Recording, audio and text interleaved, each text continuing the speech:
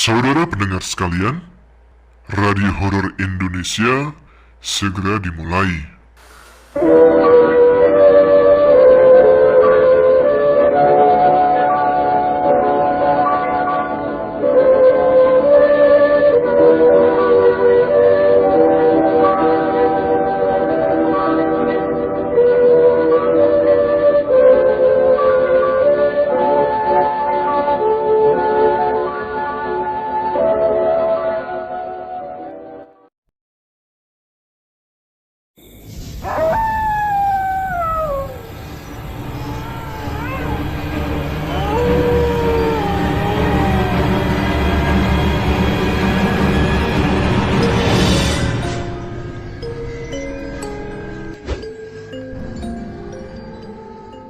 Assalamualaikum warahmatullahi wabarakatuh.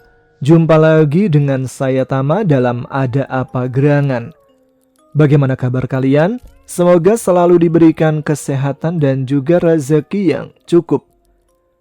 Kita jumpa lagi di segmen Radio Horor Indonesia yang hadir setiap malam Jumat untuk membacakan beberapa cerita-cerita mistis untuk teman-teman Ada Apa Gerangan.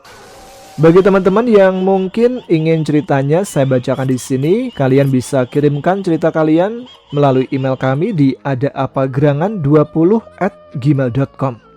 Dan pada episode kali ini ada yang menarik nih, yaitu cerita-cerita yang akan saya bacakan kali ini bersumber dari sebuah rubrik di majalah Jawa zaman dulu yang berjudul Alameng Lelembut, di mana dalam versi aslinya dalam bahasa Jawa diceritakan kisah-kisah nyata yang dialami oleh orang-orang yang pastinya berasal dari sekitar Jawa Tengah dan juga Yogyakarta. Nah, seperti apa cerita-ceritanya yang akan saya bacakan kali ini? Langsung saja, teman-teman Ada Apa Gerangan, ceritanya mulai dari sini.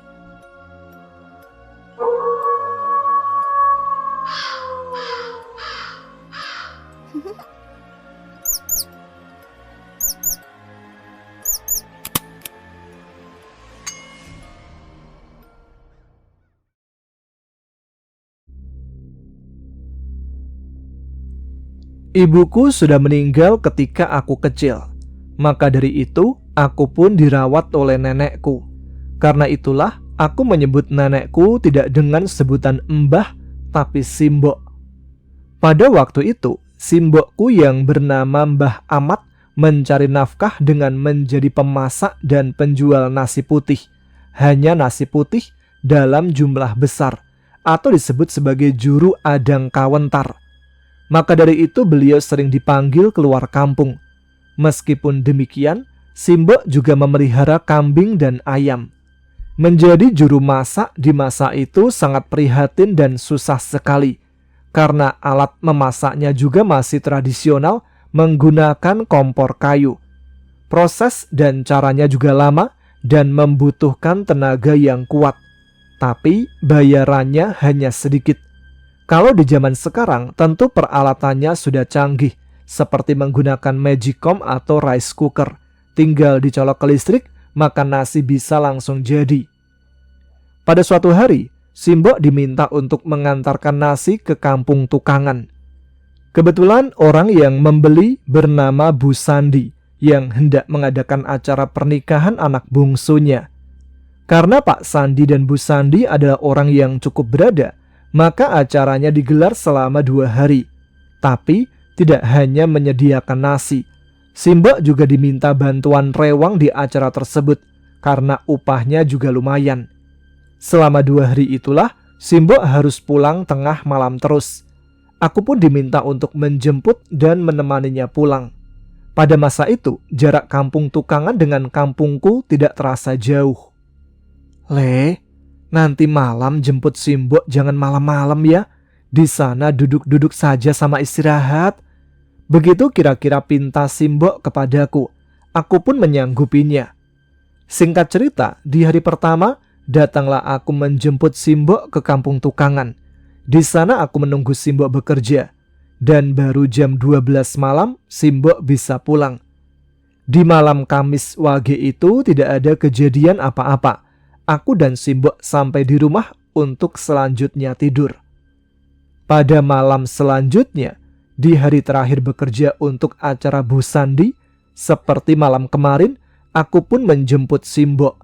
Namun kali ini Simbok pulang lebih malam karena harus bersih-bersih, karena hari ini adalah hari terakhir acara Bu Sandi. Aku dan Simbok pulang melalui rute sama dengan malam kemarin, melewati kampung dan menyeberang rel kereta api. Jalannya cukup gelap. Untuk menerangi jalan, seperti sebelumnya aku membawa obor dari bambu. Akan tetapi, sewaktu menyeberang rel kereta api, tiba-tiba saja Simbok mendengar suara. "Mbok, aku ikut. Mbok, aku ikut." Tetapi yang mendengarnya hanya Simbok, karena aku tidak mendengar suara itu. Simbok pun meminta untuk berhenti. "Tunggu dulu, Leh. Simbok kok dengar suara laki-laki berkata mau ikut?" sahut Simbok. Aku yang tidak mendengar suara itu hanya menjawab, "Ah, Simbok ini hanya asal dengar." Tapi aku pun berhenti dan menajamkan telingaku untuk mencari suara yang dimaksud Simbok. Tapi tetap saja, aku tidak mendengar apa-apa. Lalu saat aku meneruskan jalan melangkai rel kereta api, tiba-tiba Simbok menghentikanku lagi. "Sebentar, Leh. Aku sepertinya menyandung sesuatu. Kayaknya ayam, kakiku dipatuk," ujar Simbok. Mendengar hal itu, obor yang kubawa lantas kuarahkan ke kaki Simbok. "Walah, Mbok, itu ayam jago," seruku pada Simbok setelah melihat ayam di keremangan cahaya obor. Ayam itu pun dipegang oleh Simbok.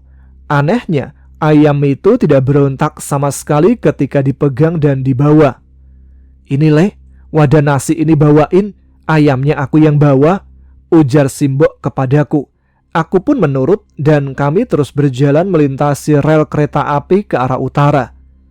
Langkah kaki kami terus ke utara, menyusuri kampung Krasa, tembus ke jalan depan gereja Kota Baru. Kami terus jalan, dan sesampainya di barat lapangan SMA 3, Simbok terlihat kepayahan dengan ayam yang beliau bawa. "Kenapa, Mbok? Ayamnya mau lepas, po? Sini tuker, ayamnya aku yang bawa, Simbok bawa wadah nasinya," ujarku pada Simbok. Namun Simbok hanya membalas, "Enggak, Leh, tapi ayamnya kok kerasa semakin berat." Meskipun kami melewati jalan besar, tapi suasananya cukup sepi. Kami pun kembali meneruskan perjalanan. Sewaktu kami sampai di kuburan Cina Terban, di mana di tempat itu sering terjadi hal-hal aneh, tiba-tiba saja bulu kuduku berdiri. Kali ini aku dan Simbok mendengar suara. "Di mana badanku? Di mana badanku?" Suara itu pada awalnya terdengar dari jauh, tapi lama-kelamaan suara itu semakin terdengar jelas dan dekat. "Di mana badanku? Di mana badanku?" Simbok juga merasa kalau ayam yang beliau bawa semakin berat. Simbok akhirnya merasa tidak kuat lagi. Dilepaslah ayam itu dari pegangannya. Tetapi ketika baru saja ayam itu dilepas, aku mendengar Simbok mengumpat-umpat. "Sini obornya, Leh, mau tak bakar? Kepala buntung kok mau menggodaku?" Aku tak melihat ada kepala buntung yang dimaksud. Aku hanya melihat seekor ayam jago di tengah keremangan cahaya obor. Meskipun tidak melihat wujud yang dikatakan Simbok, tetap saja bulu kuduku berdiri, dan aku terasa berkeringat dingin. Tetapi ketika Simbok hendak mengarahkan obor ke arah kepala buntung, walau yang kulihat ayam jago, tiba-tiba saja muncul angin besar yang langsung mematikan api di obornya. Suasana pun menjadi gelap gulita. Bersamaan dengan itu, sosok tersebut hilang entah kemana. Meskipun Simbok tergolong wanita pemberani, namun tetap saja beliau mengangkat jarinya dan mengajakku untuk berlari pulang ke rumah. Tapi sialnya, di saat berlari, aku tersandung jatuh dan jatah nasi berkat yang ada di wadah nasi pun tumpah. Untungnya kami selanjutnya sampai ke rumah dengan selamat. Di rumah Simbok pun bercerita dengan detail apa yang beliau alami tadi.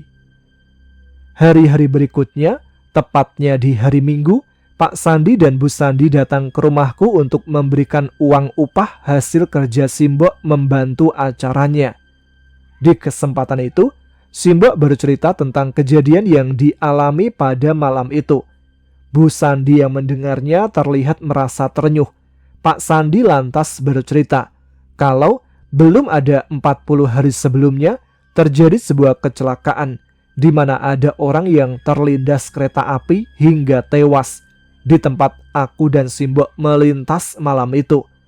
Jasadnya ditemukan tidak utuh, kedua tangan dan kepalanya terpisah, sementara mulutnya tak bisa ditutup. Kabarnya jenazah tersebut adalah orang dari Jakarta yang sengaja menghilangkan nyawa sendiri di rel tersebut karena patah hati.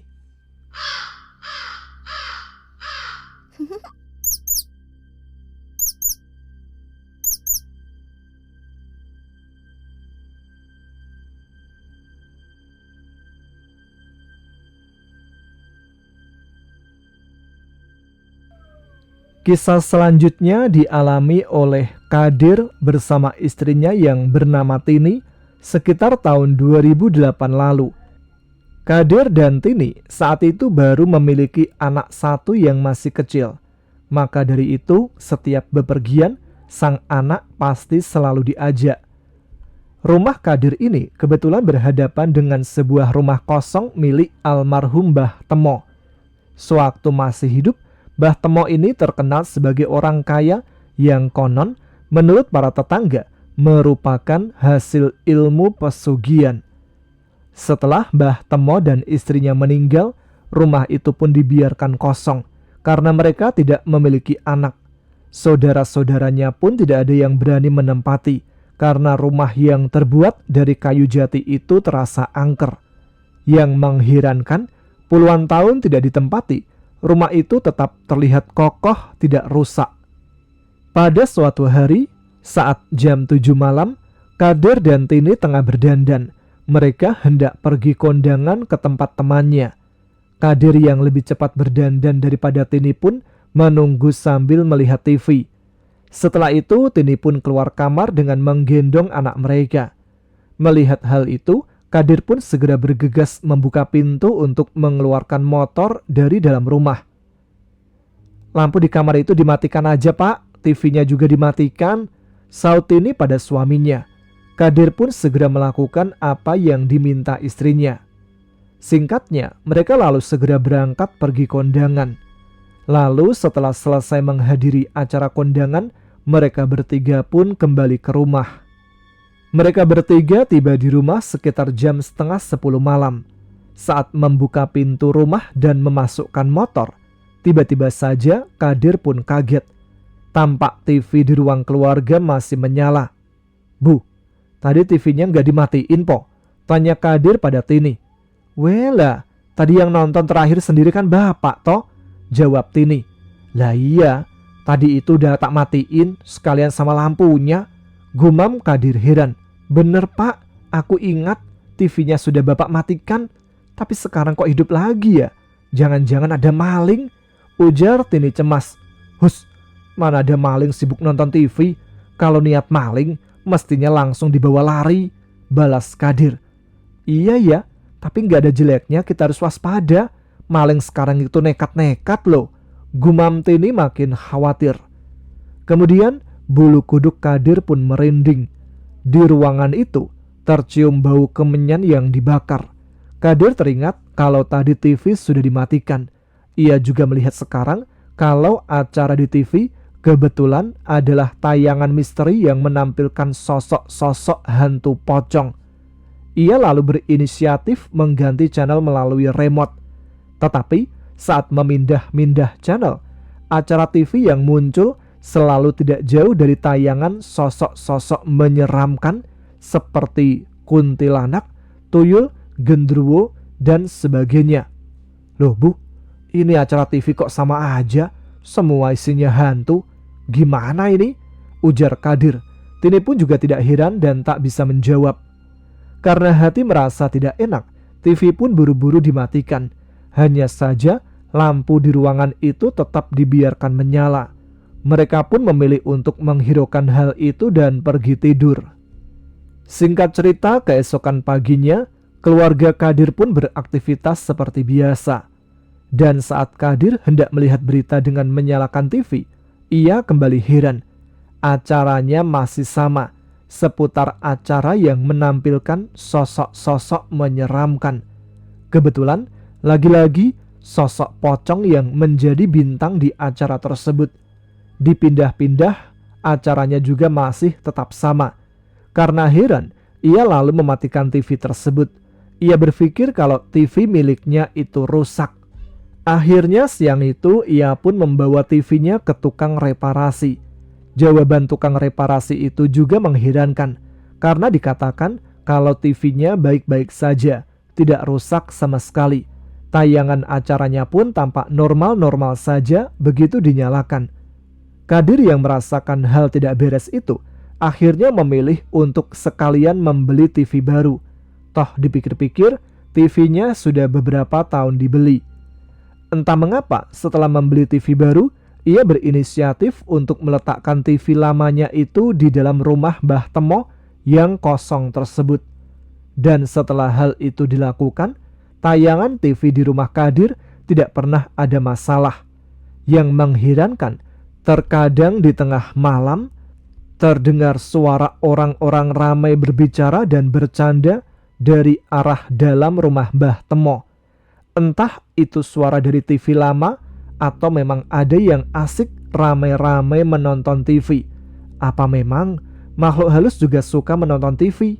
Dan ketika Kadir merasa penasaran, dia pun malam itu mengecek sumber suara tersebut. Ia mengintip dari celah jendela di rumah Mbah Temo. Seketika ia terlonjak kaget karena apa yang dilihatnya sangat menyeramkan. Ia melihat di depan TV yang ia simpan di rumah Mbah Temo itu, di depannya ada sosok-sosok menyeramkan. Pocong, kuntilanak, dan hantu yang lainnya sedang berdiri menatap televisi yang ada di dalam rumah Mbah Temo. Kadir pun lari dan masuk ke rumahnya sendiri tanpa menceritakan apa yang dilihatnya pada istrinya, karena takut istrinya kemudian akan ketakutan. Keesokan harinya, Kadir memutuskan untuk memindahkan TV lamanya itu diberikan kepada orang lain. Dan sejak saat itu, rumah Mbah Temo pun kembali sepi, tidak ramai seperti hari-hari kemarin.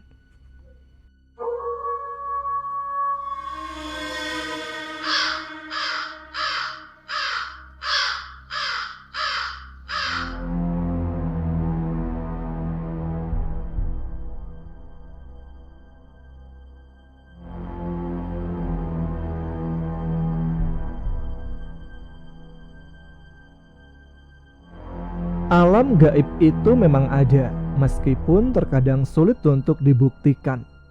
Sebuah kisah dialami oleh Dirham, seorang pemuda yang berasal dari kota Solo dan tinggal di kota Yogyakarta. Meskipun masih muda, Dirham menyukai ritual laku prihatin, seperti berziarah di kuburan tengah malam, tirakat di gunung, atau mandi di telaga saat bulan purnama, dan lain sebagainya. Kebetulan juga Dirham memiliki beberapa teman yang sering bersama-sama menemani dalam melakukan ritual. Pada suatu malam, lebih tepatnya saat malam Jumat Kliwon, Dirham pergi untuk melakukan ritual ke sebuah kuburan tua di kota Yogyakarta.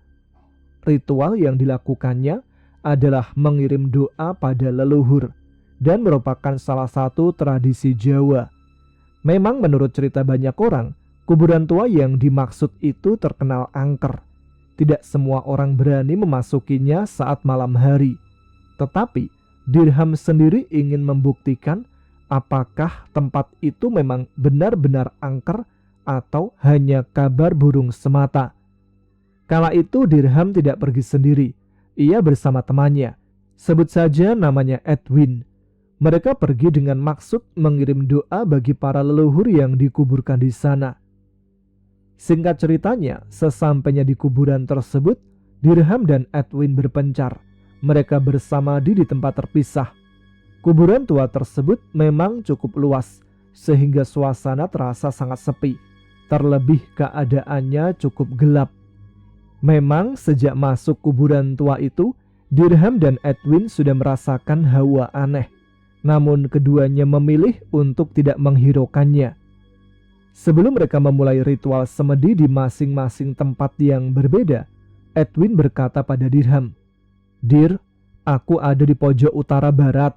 Kamu ada di samping sumur tua seperti yang dikasih tahu Eyang ya." Dirham pun hanya mengangguk tanda setuju. Oh iya, sebelum pergi ziarah, biasanya Dirham dan teman-temannya termasuk Edwin akan berkonsultasi lebih dahulu dengan orang pintar yang mereka panggil sebagai Eyang. Waktu pun terasa berjalan lebih lambat. Semua terasa gelap karena tidak adanya lampu atau suara manusia. Yang ada hanya suara-suara serangga, dan terkadang terdengar suara derit pintu cungkup, yaitu bangunan seperti rumah yang di dalamnya terdapat kuburan. Entah siapa yang memainkan pintu itu, Dirham pun tidak tahu. Bulu kuduk Dirham pun berdiri. Ketika tiba-tiba saja di belakang kupingnya terasa ada yang meniup. Tapi setelah refleks menoleh, tidak ada siapa-siapa di belakangnya. Dirham berusaha keras untuk berkonsentrasi kembali pada posisi bersilanya, untuk fokus pada ritualnya semadi. Tetapi gangguan belum cukup sampai di sana, karena tiba-tiba saja terdengar suara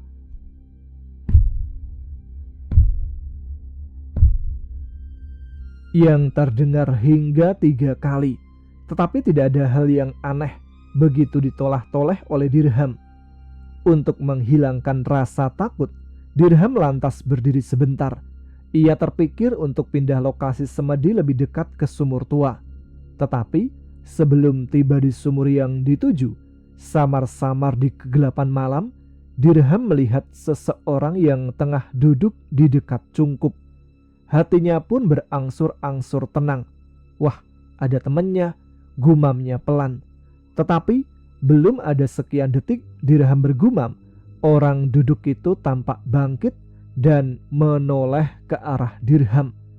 Betapa kagetnya Dirham di keremangan malam. Ia melihat kalau orang itu ternyata wajahnya putih, rata, tanpa mata, tanpa hidung, dan tanpa mulut. Karena kekagetannya, Dirham seperti mati rasa. Ingin menjerit pun dia tidak sanggup. Suaranya seperti tak dapat keluar dari mulut. Dirham pun terjatuh. Tapi untungnya dia tidak sampai pingsan.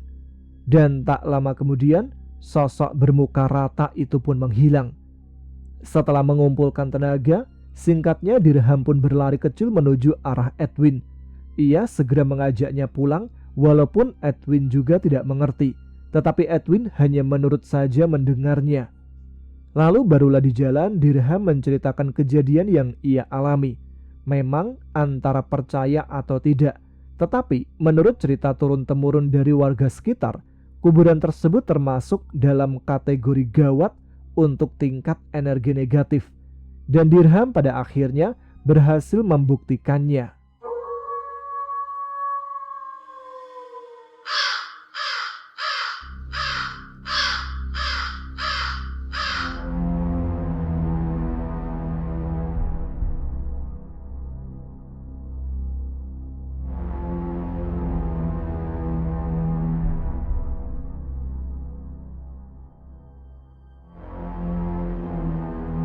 Ini adalah sebuah cerita yang terjadi pada tahun sekitar 2018.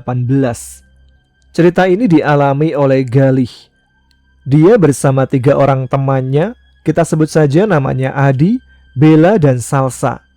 Mereka sedang menggarap proyek pembangunan hotel yang ditugaskan dari pihak kampus.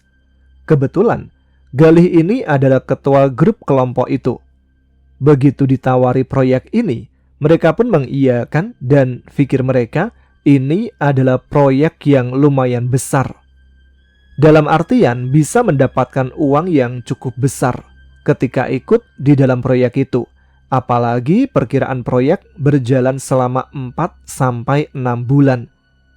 Mereka berempat bertemu dengan seorang manajer yang membawai mereka ketika ikut dalam proyek ini. Mulailah perbincangan dengan segala hal apa yang harus mereka kerjakan dan apa yang harus mereka persiapkan selama proyek berlangsung. Tetapi di akhir perbincangan, si manajer proyek ini memberikan sebuah nasihat. Kalau di sini hati-hati mas, mbak, soalnya agak kenceng. Terus sudah banyak yang diganggu. Kalau mau apa-apa, permisi dulu sama jaga diri.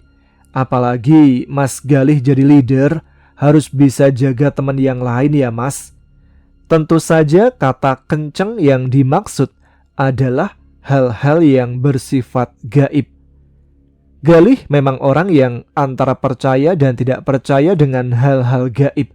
Tetapi Galih tetap menghargai apa yang dikatakan si manajer dengan tetap berpikir positif. Pagi harinya, Galih dan 3 temannya berangkat ke proyek untuk mengamati keadaan di sekitar sana. Di situ Galih merasakan hal yang aneh. Tentu yang namanya proyek pembangunan, harusnya hiruk pikuk yang ada di sana, misal kayak suara pekerja yang mengerjakan pembangunan selalu terdengar. Namun kala itu, Galih tidak merasakan hal tersebut. Dia merasa di sekitar proyek itu sepi tapi ramai, berantakan dan singup. Walaupun Galih tidak tahu apa yang dirasakan 3 temannya pada waktu itu. Sebenarnya apa yang dirasakan Galih adalah hal yang wajar, karena apabila ada proyek pembangunan, pastinya ada pembebasan lahan. Ketika mereka fokus berkeliling dan menaiki tangga menuju lantai atas, Bella dengan polosnya berkata, "Kok aku tadi lihat ada banyak anak kecil di basement ya? Tapi masa bisa masuk ke sini? Kan gak boleh." Galih menjawab cepat, "Gak ada, aku gak lihat kok. Belum makan mungkin kamu, Bel." Adi dan Salsa pun melihat Bella dengan keheranan. "Serius kamu, Bel?" tanya Salsa. "Iya, serius. Aku itu tadi lihat, sumpah," jawab Bella seperti meyakinkan apa yang dilihatnya. Udah. Ayo cepat pulang, udah maghrib," ucap Galih memotong pembicaraan. Galih mencoba menenangkan diri dan rekan-rekannya. Walaupun di benaknya, dia juga sempat melihat ada 2 anak kecil yang sedang bermain di basement.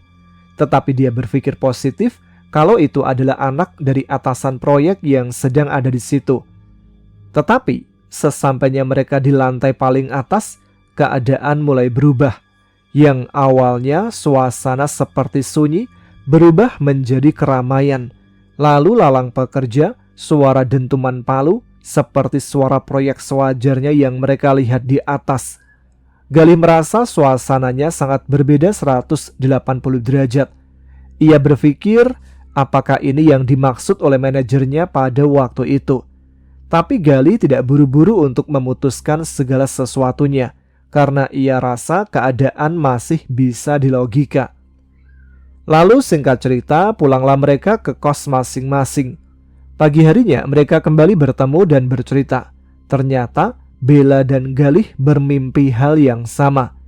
Mereka bermimpi bertemu dengan sosok wanita berbadan ular. Bisa dikatakan seperti ular siluman. Di mimpi itu mereka melihat siluman itu mengelilingi bangunan, seperti melit bangunan dari bawah sampai atas bangunan proyek. Mereka bingung apa arti dari mimpi itu sebenarnya. Dan anehnya, yang bermimpi hanya Galih dan Bella. 2 orang inilah yang melihat anak kecil di basement sebelumnya. Dengan adanya keanehan dan mimpi itu, Bella dan Salsa mulai takut dan khawatir. Mereka takut terjadi hal yang tidak diinginkan ke depannya. Namun, Galih dan Adi tetap mencoba menyemangati dan mencoba meyakinkan Bella dan Salsa untuk tetap melanjutkan pekerjaan ini. Dengan perdebatan yang cukup alot, akhirnya Bella dan Salsa tetap ingin melanjutkan pekerjaan ini sampai selesai. walaupun rasa takut masih hinggap di pikiran mereka. Kegiatan pun berjalan dengan normal. Berjalannya waktu dan tidak terasa mereka sudah ada di proyek selama 3 bulan. Dalam jangka waktu 3 bulan memang tidak ada gangguan yang terjadi dan tidak ada hal aneh yang dialami mereka berempat. Tapi puncaknya, pada suatu hari, tepatnya setelah asyar, mereka sedang melakukan surveying theodolite di lantai 4. Ada yang mencatat, mengeset alat, dan memegang tongkat. Dilakukan rolling setiap berganti tempat, dan begitu seterusnya. Saat Salsa mendapat bagian meneropong theodolite, tiba-tiba tanpa persiapan, Salsa melihat sosok pocong. Sosoknya full muka dan terlihat hitam. Seketika Salsa berteriak. Dibantingnya alat itu, kemudian berlari kencang menjauh dari tempat tersebut. Galih, Adi, dan Bella yang mendengar teriakan Salsa otomatis berlari meninggalkan alat-alat yang ada. Mereka kelabakan dan berlari ke arah yang sama dengan Salsa. "Ada apa, Sa?" tanya Galih dengan nafas ngos-ngosannya. "Aku lihat ada pocong pas ngeker. Itu jelas banget, sumpah gak bohong," jawab Salsa dengan badan yang gemetar. Mereka kaget bukan main mendengar pengakuan dari Salsa. Tidak tahu kenapa mereka percaya dengan apa yang dilihat Salsa. Mereka sempat bingung antara melanjutkan atau tidak. Namun Bella dan Salsa ketakutan dan tidak mau melanjutkan di hari itu. Galih pun mulai kebingungan, apalagi kalau 2 orang tidak mau melanjutkan. Otomatis hanya tersisa 2 orang yang ada di tim ini dan malah menjadi pekerjaan berat nantinya. Galih berinisiatif untuk bertemu dengan manajer yang dia temui pertama kali. Mereka berempat pergi menuju kantor pusat dan mengatakan bahwa mereka tidak mau melanjutkan pekerjaan mereka. Alih-alih bercerita tentang hal gaib, malah mereka menggunakan beribu alasan agar mereka bisa pergi dari proyek hotel tersebut. Manajer itu pun tidak setuju apabila mereka keluar dari proyek. Bisa dibilang pekerjaan mereka hanya tersisa sekitar 1 bulan lagi. Sempat terjadi perdebatan alat antara mereka berempat dengan manajer. Karena geram, akhirnya Galih menceritakan apa yang dialami Salsa sore itu. "Kan saya sudah bilang, kalian harus hati-hati kalau di proyek." "Ya gimana, Pak? Kan kita juga nggak berharap terjadi seperti itu, Pak," jawab Galih dengan lantang. "Coba Mas tanya Mbak Salsa, dia lagi kenapa sekarang?" tambah si manajer dengan menunjuk Salsa. Lalu disinilah semua terjawab.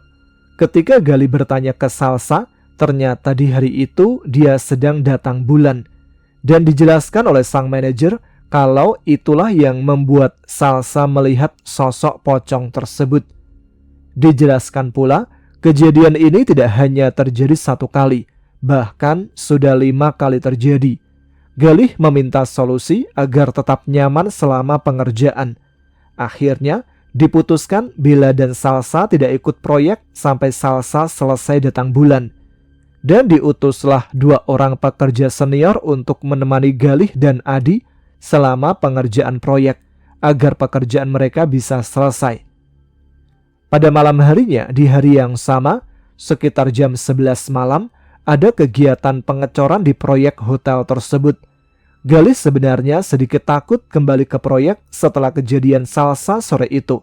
Tapi apa daya, semua sudah terlanjur. Berangkatlah Galih bersama Adi ke proyek pada jam 11 malam.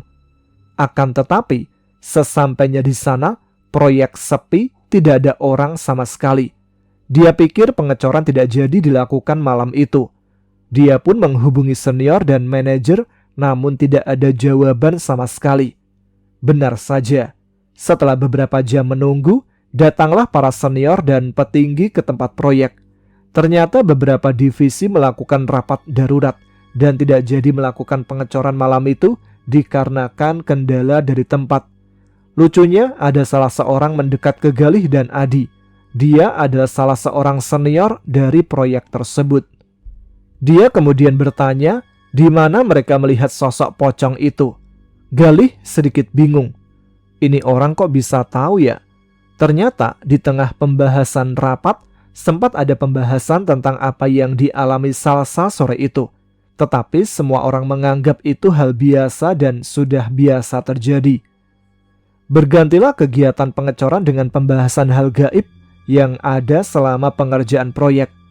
Di sini, Galih dan Adi bertemu dengan salah seorang yang bernama, sebut saja Pak Yudi. Dia salah seorang senior berpengalaman dan punya ilmu spiritual yang cukup tinggi. Ternyata, dulunya sebelum adanya proyek ini, tempat itu adalah bekas bangunan Belanda.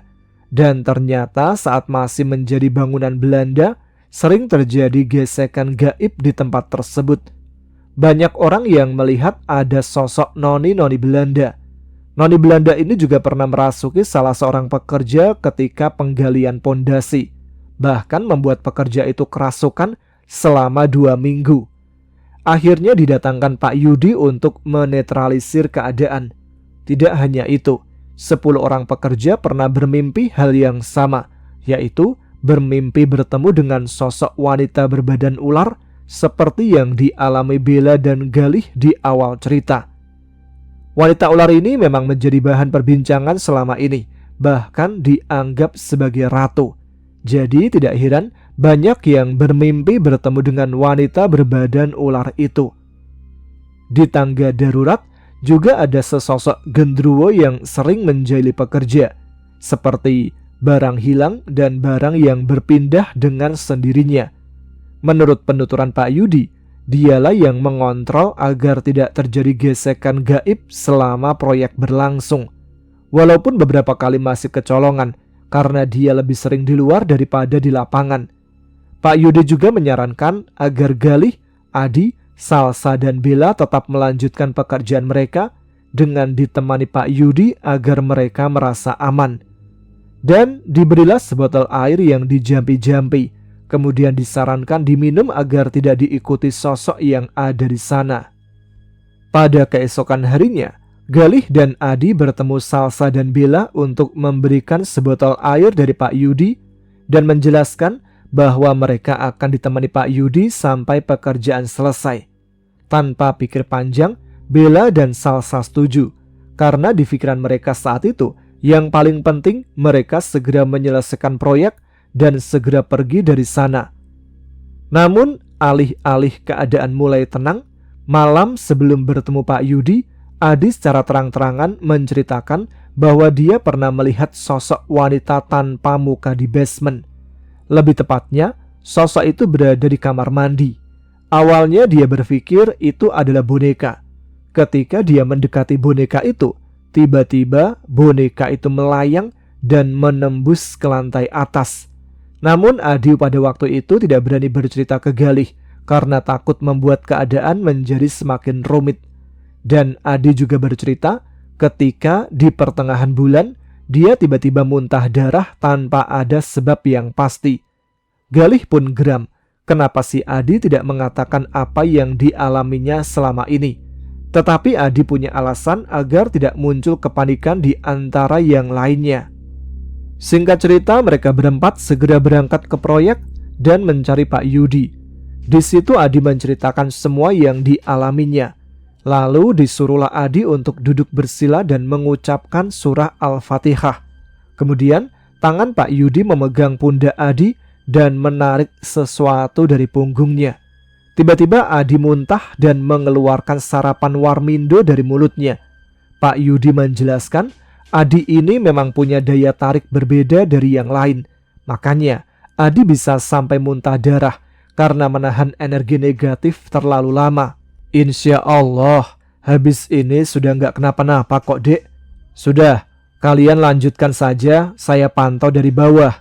Setelah itu mereka berempat melanjutkan pekerjaan, walaupun masih merasa was-was dengan apa yang akan terjadi selanjutnya. Akan tetapi, semua berjalan normal dan ternyata mereka bisa menjalankan tugas lebih cepat. Di situ mereka belajar bagaimana harus menempatkan diri dan tidak melakukan kegiatan di waktu sore, apalagi ketika tidak tahu sejarah dan tempat itu sendiri.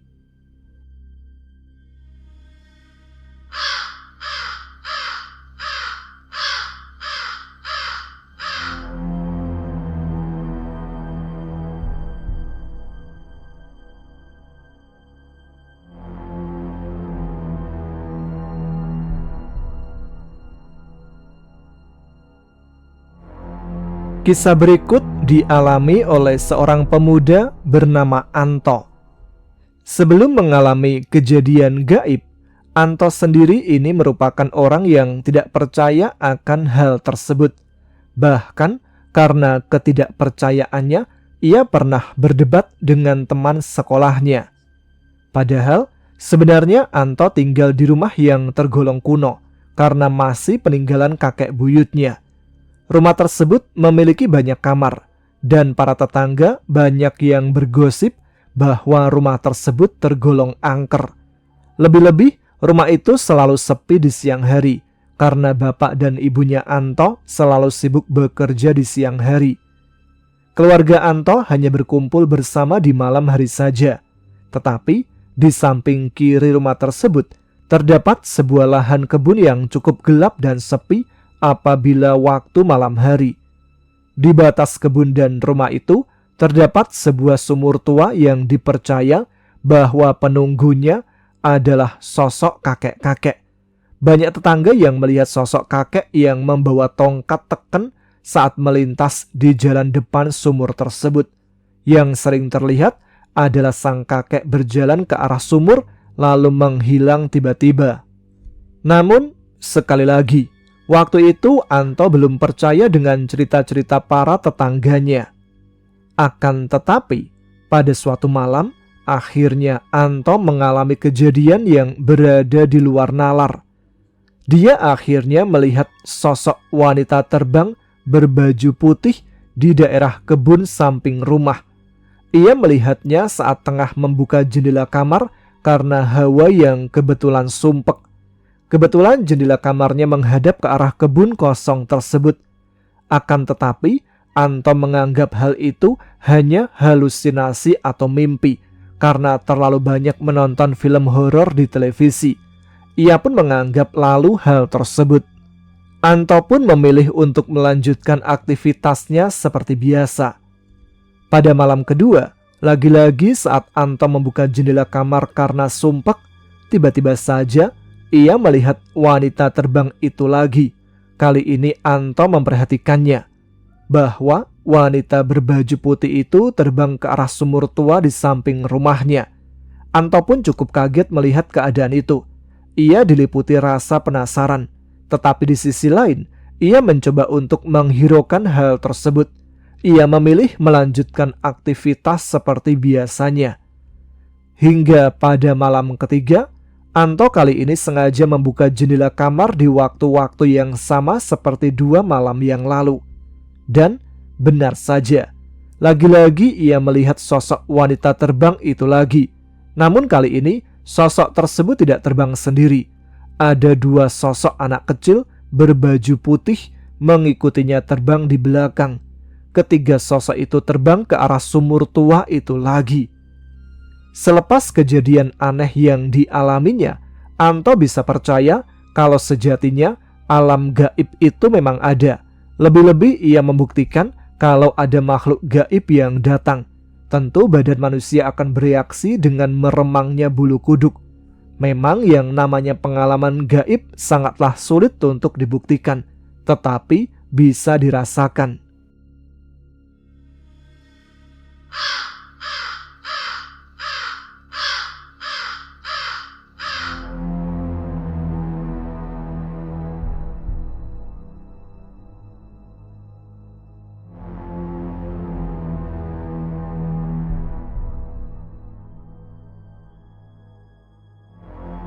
Mbah Limah adalah seorang petani yang juga mempunyai peliharaan bebek. Jumlahnya cukup banyak, ada sekitar 50 ekor. 48 betina, 2 ekornya bebek jantan. Tiap hari, Mbah Joko, sang suami dari Mbah Limah ini, mencari daun genjer untuk dijadikan makanan tambahan. Selain itu, beliau juga sering mencari keong untuk dibuat campuran makanan bebek. Kala itu terdengar bebeknya saling menyanyi. Sambil mendendangkan lagu Dandang Gulo, Mbah Joko memunguti telur-telur yang dihasilkan oleh bebeknya. "Wah, cuma dapat 32 ini," kata Mbah Joko sembari memberi ember berisi telur pada istrinya itu. Tiap sore juga sudah ada pengepul yang datang untuk mengambil telur tersebut. Hasilnya lumayan karena bisa untuk membeli keperluan hidup suami istri yang sudah tua itu. Mbah Joko meskipun sudah sepuh, namun wajahnya masih terlihat ganteng. Suatu hari ketika sedang tiduran di lincak atau kursi bambu di tengah hari, sehabis azan zuhur, Mbah Joko memiliki bayangan di bawah sadar.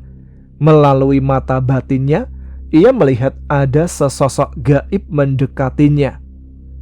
"Kamu mau ngapain mengganggu saya?" tanya Mbah Joko pada sosok berwujud perempuan cantik itu. "Aku suka sama kamu, Mas Joko," jawab si perempuan gaib. "Jangan, aku itu udah punya istri," jawab Mbah Joko. "Di madu juga saya mau, Mas," kata si perempuan itu bersikeras. Perempuan tersebut lalu mengatakan kalau dirinya adalah bangsa lelembut berjenis wewe gombel yang tinggal di pohon gayam di pinggir kali. Mbah Joko pun juga bersikeras untuk tidak memenuhi keinginan makhluk yang menyaru dalam bentuk wanita cantik tersebut. Malam-malam selanjutnya, makhluk halus tersebut mendekati Mbah Limah melalui mimpi. Intinya, si wewe itu minta izin untuk mencintai dan mendampingi Mbah Joko. Tapi tentu saja, Mbah Limah tidak mengizinkan.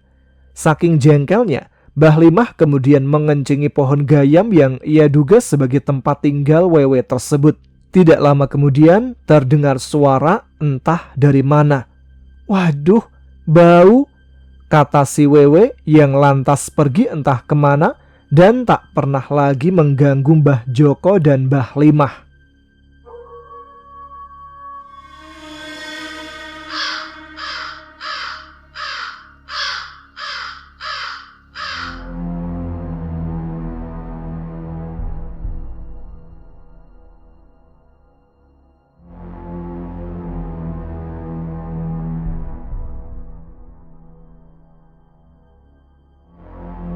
Kisah berikutnya dialami oleh Bu Sumini. Di tempat Bu Sumini tinggal, tersebutlah seorang kaya yang bernama Pak Handoko. Di kalangan warga kampung, beredar kabar kalau Pak Handoko ini memelihara jin yang berwujud buto ijo untuk membantu mencapai kekayaannya. Tapi memang Pak Handoko yang dulunya hanya orang biasa pada masa lalu, bisa menjadi orang kaya di kampung dalam sekejap. Mungkin dari sinilah muncul desas-desus pesugihan yang dilakukan oleh Pak Handoko. Karena beberapa warga yang diketahui memiliki kelebihan bisa membaca hal itu dan gosip pun menyebar. Konon, menurut pengakuan warga yang bisa melihat, ia pernah melihat sosok buto ijo keluar dari rumah Pak Handoko pada malam hari. Suatu hari, ada berita mengejutkan bagi warga desa. Berita itu adalah berita tentang kematian Pak Handoko. Dan di sisi lain, warga yang mengetahui desas-desus kalau Pak Handoko memelihara buto ijo ini pun menjadi khawatir. Mereka tahu kalau buto ijo biasanya akan dicarikan korban tumbal oleh majikannya. Tetapi setelah kematian pemilik buto ijo, masyarakat menjadi lebih gelisah. Karena buto ijo tidak lagi berusaha untuk berkorban. Biasanya mereka akan mencari pengorbanan sendiri dan bahkan akan lebih buta. Karena tidak ada yang mengendalikan kejahatan jin berwujud raksasa ini sendirian. Beberapa hari setelah kematian pemilik buto ijo, diketahui bahwa hantu buto ijo mulai berkeliaran. Banyak orang telah melihat penampakan buta tersebut, seperti Pak Rudi yang tengah pulang kerja pada malam Jumat. Ketika mengendari motor dengan santai, tiba-tiba dari kejauhan, ia melihat sosok raksasa yang sangat besar di ujung gang desa.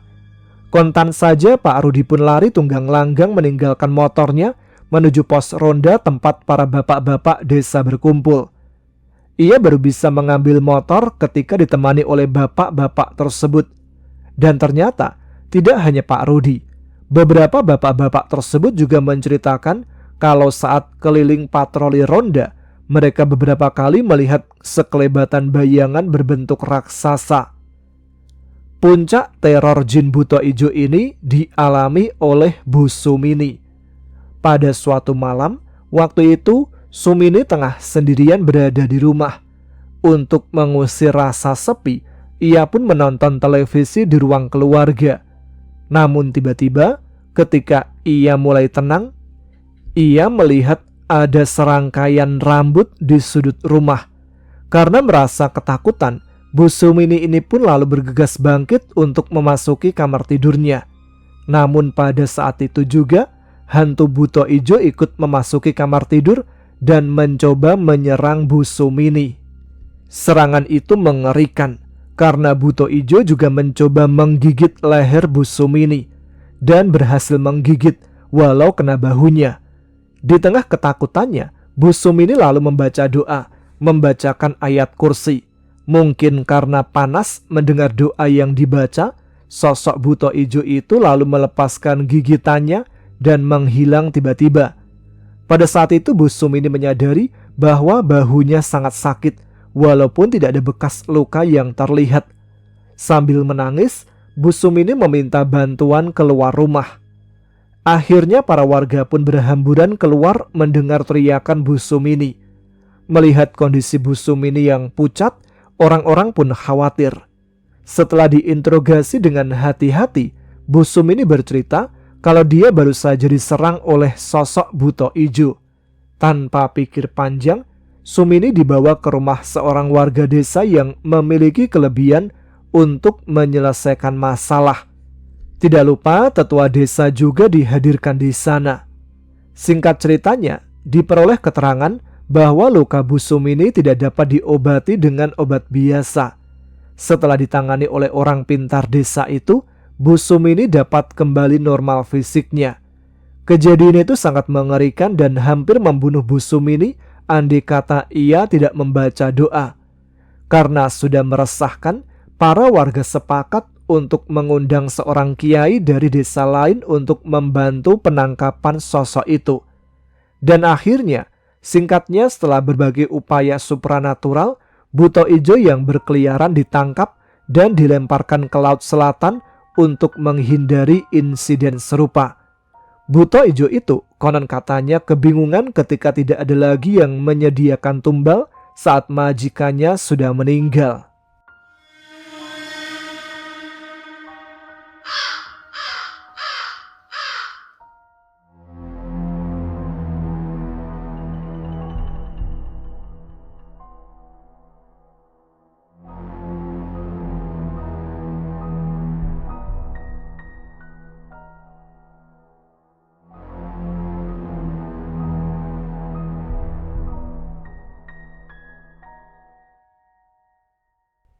Nah, itu dia cerita-cerita yang bisa saya bacakan untuk malam Jumat kali ini. Terima kasih untuk teman-teman yang sudah menyimak. Terima kasih yang sudah memberikan supportnya. Jangan lupa untuk terus ramaikan kolom komentar dan tunjukkan eksistensi kalian. Sebelum kita akhiri segmen Radio Horor Indonesia, seperti biasa, saya akan membacakan komentar-komentar kalian yang sudah kalian post pada minggu yang lalu ya. Saya paling seneng nih baca-bacain komentar-komentar kalian nih. Yang pertama, sudah komentar pertama pada video minggu lalu ada Mbak Muti dari Jombang. Terima kasih Mbak Muti, sudah gercep banget ini. Dan akhirnya bisa jadi komentar yang pertama nih Mbak Muti. Selanjutnya ada Mbak Wati Tamara, lalu ada Bang Daniel Iskandar. Lalu siapa lagi ya nih? Ada Gus Kui. Bini gue suka ngamuk kalau gue dengerin cerita horor. Mana lagi hamil juga. Wah, bahaya juga ini. Kayaknya dengerin RHI-nya rada menjauh dikit nih dari istri, supaya nggak ikutan kebawa. Oke, selanjutnya ada Mbak Alia di Malaysia. Lalu ada siapa lagi? Ada Ida Farida dari Banjarnegara. Kemudian ada Adin Imut dari Garut. Ada juga Mbak Titi Rahmawati. Kemudian ada Mbak Kunti-Kunti, ada Mas Samsudin dari Malang, ada juga Nurima Wijaya dari Hong Kong.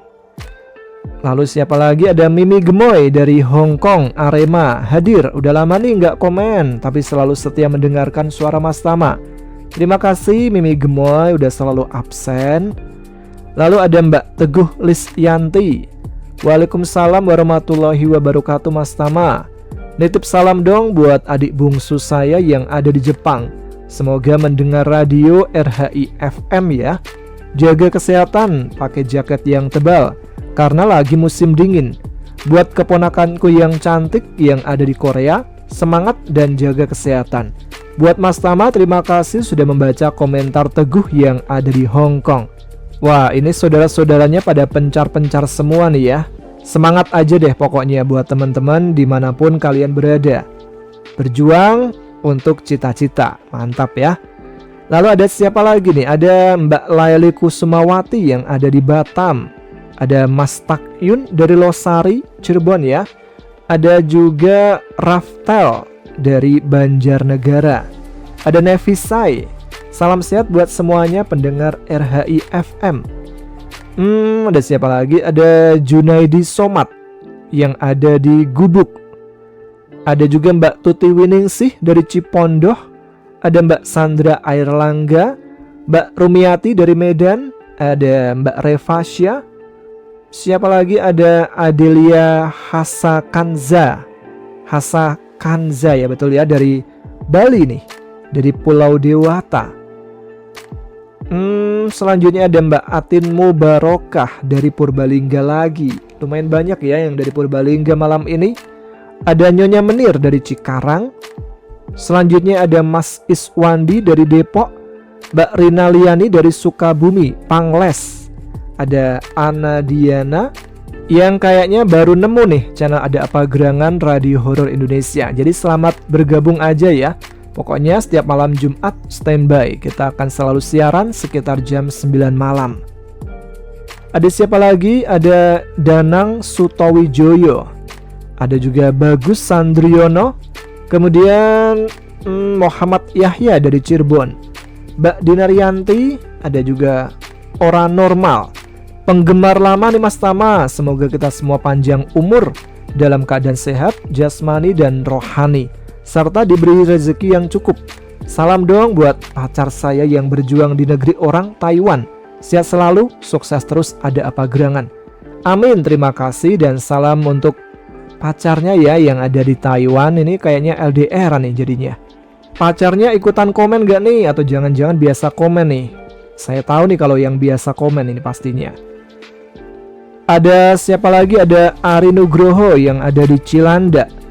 Kemudian ada Duile Channel dari Jakarta. Ada Mas Lati Muhammad dari Tangerang Selatan. Ada juga Mbak Tri Suhita. Kemudian Brahmasta Wijaya dari Pati Bumi Minatani. Sampai salah kan? Info lowongan welder atau teknisi bang. Nah barangkali nih ada teman-teman yang butuh welder, bisa hubungi nih Brahmasta Wijaya. Kayaknya udah ahli banget nih. Oke, selanjutnya ada Yanu Imam dari Garut. Ada Neng Osin. Lalu ada Irwan Ristu. Ada juga Yeni Sri Utami. Baru pulang kerja nih mas, langsung nyimak RHI FM aja. Wah, bisa langsung layah-layah ini ya. Selanjutnya ada Mas Bandi Tato dari Solo. Ada juga Hendy Suhardiman. Ada juga Seno Aji dari Tulung Agung. Ada Mbak Rin juga. Ada Mbak Ayudia. Ada Ahsan Ugi. Ya betul ya, dari nggak ada dari mana-mana. Kemudian ada Mbak Dian. Wah terima kasih nih untuk Mbak Dian yang sudah kasih saweran nih. Terima kasih sekali. Yang ada di Hong Kong ya kalau tidak salah. Selanjutnya ada Mbak Nika. Tuh ya. Assalamualaikum Mas Tama. Salam dari Tanjung Pinang, Kepulauan Riau. Salam buat para pendengar semuanya. Waalaikumsalam. Terima kasih Mbak Nika. Ada lagi Faiz Hidayatullah hadir Pasuruan. Terima kasih Mas Faiz yang ada di Grati Pasuruan. Siapa lagi ya? Ada Roxer dari Cianjur. Ditunggu deh cerita selanjutnya dari Mas Roxer. Ada juga Naswasari. Hadir lagi Mas Tama. Sehat-sehat selalu buat Mas Tama dan kru Ada Apa Gerangan, terutama buat pendengar semua. Amin ya rabbal alamin. Terima kasih Mbak Naswasari. Selanjutnya siapa lagi nih? Wah, banyak banget ya. Ada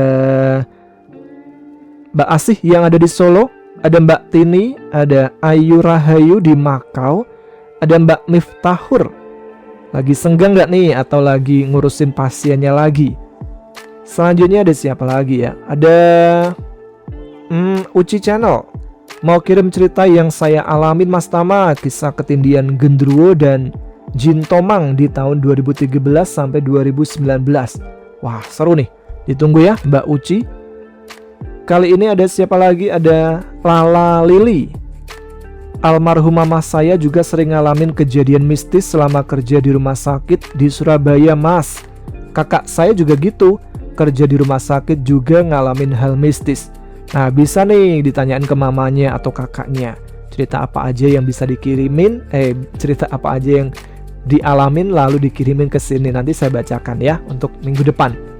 Ada juga Danang dari Kendal, ada Teh Eid Sumiati, ada juga Kaiza Awil, kemudian Wahyudi dari Kresek ya, dari Tangerang Barat.